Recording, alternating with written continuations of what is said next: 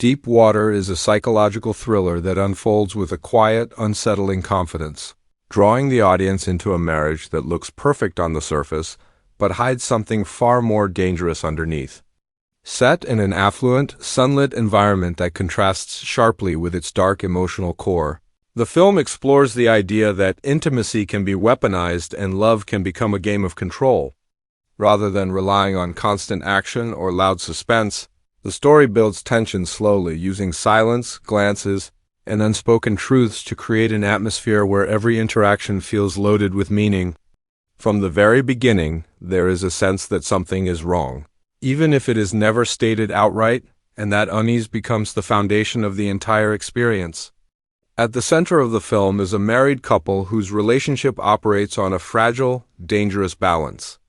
The husband is calm, observant, and emotionally reserved, someone who appears almost detached from the chaos around him. The wife, on the other hand, is vibrant, restless, and openly dissatisfied with the limits of conventional marriage.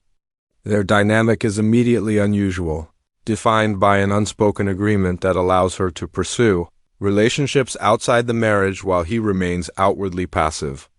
This arrangement shocks those around them and creates an air of scandal. But beneath that surface-level provocation lies something more complex and unsettling. What appears to be tolerance slowly reveals itself as something far more calculated. The husband's quiet demeanor becomes one of the film's most unsettling elements. He is not explosive or openly threatening, yet there is an intensity in his stillness that suggests deep, suppressed emotion. His intelligence and emotional restraint make him difficult to read, and the film intentionally keeps the audience uncertain about his true nature. Is he a man who has emotionally checked out of his marriage, or is he someone carefully watching, waiting, and planning? This ambiguity is crucial to the film's tension, as it allows suspicion to grow gradually rather than relying on sudden twists. The wife's behavior acts as a catalyst for much of the story's conflict. Her openness about her affairs feels less like rebellion and more like a test, as if she is constantly pushing boundaries to see how far she can go. She thrives on attention, excitement, and emotional stimulation, often seeming bored by stability and routine. Her actions embarrass her husband publicly, yet he rarely reacts in ways people expect. This lack of reaction becomes more disturbing than anger ever could, raising questions about what is happening beneath the surface of his calm exterior. As the story progresses, rumors begin to circulate within their social circle. Men who become romantically involved with the wife start to disappear from her life under mysterious circumstances. Whispers spread at parties, half-jokes turn into nervous speculation, and the husband becomes the center of quiet suspicion. The film does not rush to confirm or deny these rumors, instead allowing them to linger and grow, infecting every social interaction with discomfort. This slow-burn approach keeps the audience engaged, constantly reevaluating what they believe to be true. The supporting characters play an important role in amplifying this tension. Friends, neighbors, and acquaintances act as observers, their reactions mirroring what the audience might feel. Some are fascinated by the couple's unconventional arrangement, while others are openly disturbed by it. Their curiosity often borders on obsession, as if they are drawn to the danger radiating from the marriage. These characters help ground the story in a believable social environment, making the psychological drama feel more real and immediate. One of the film's strengths lies in how it uses setting and atmosphere to reflect emotional states. Beautiful homes, sparkling pools, and serene outdoor spaces contrast sharply with the dark undercurrents of jealousy, manipulation, and fear. This visual contrast reinforces the idea that danger does not always hide in dark alleys or isolated places. Sometimes it exists in the most polished and privileged environments. The calm, almost luxurious visuals make the moments of tension feel even more disturbing, as violence and cruelty seem out of place yet disturbingly possible. As suspicion mounts, the husband's behavior grows more enigmatic. He appears to lean into the rumors surrounding him, sometimes making unsettling comments that blur the line between joke and confession. This deliberate ambiguity becomes a form of psychological control, not just over those around him, but over his wife as well. She begins to sense that her freedom may not be as consequence-free as she believed, and that her husband's silence may be more dangerous than open confrontation. The power dynamic between them slowly shifts, creating a sense of dread that something inevitable is approaching. The film explores themes of control and ownership in a way that feels deeply uncomfortable. The husband's apparent acceptance of his wife's affairs initially suggests emotional maturity or detachment. But as the story unfolds, it becomes clear that control can exist even without overt restrictions. His calm presence, constant observation, and subtle psychological pressure suggest a form of dominance that does not rely on force. This portrayal challenges traditional ideas about jealousy and masculinity, showing how power can be exercised quietly and methodically. The wife's perspective becomes increasingly important as she begins to realize the consequences of her actions. Her confidence starts to crack, replaced by unease and paranoia. The excitement she once found in danger now feels genuinely threatening, and her attempts to regain control only seem to deepen the trap she is in.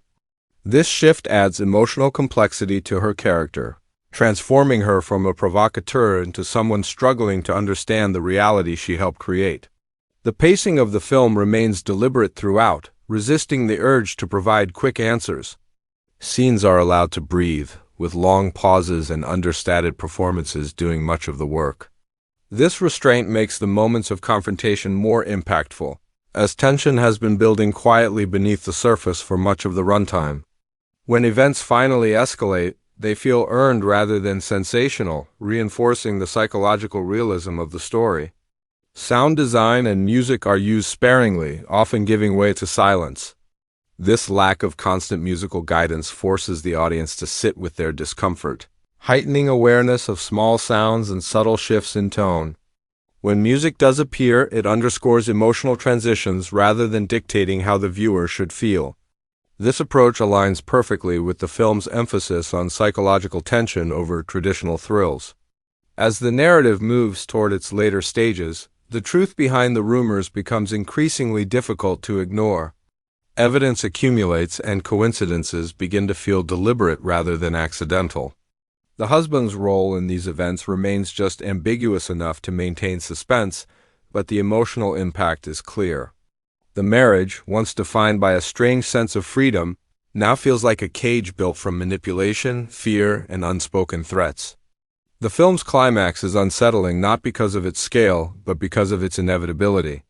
The emotional and psychological groundwork laid earlier makes the final developments feel like the natural conclusion of a long, dangerous game. Rather than offering a clear moral resolution, the ending leaves the audience with lingering questions about responsibility, desire, and the nature of control within relationships. This refusal to provide easy answers is one of the film's most striking choices. Deep Water ultimately functions as a character study disguised as a thriller. Its focus is not on solving a mystery in a traditional sense, but on exploring how people use intimacy, silence, and manipulation to exert power over one another. The film challenges viewers to reconsider assumptions about trust, freedom, and emotional honesty, showing how easily these concepts can be twisted into tools of harm.